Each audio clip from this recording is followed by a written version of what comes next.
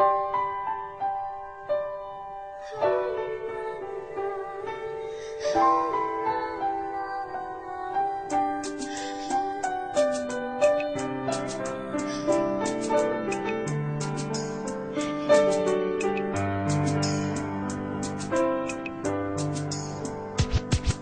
was 3 years old nang ikaw ay na-meet. Napahanga ako sa taglay mong bait. Ikaw ang guest ko sa tuwing birthday, pati sa room ko. Ikaw ang display, di ka na nawala sa alaala. Ikaw lang talaga at walang kagaya. Ikaw ang gusto ng mga friends ko, at di ko alam pati parents ko. Ano ba ang meron ka na wala sa iba, at napapangiti pag nakita ka na sa mga poster at maging sa TV. Inaabangan ng iyong movie. Bata pa ako noon nang maramdaman ko to.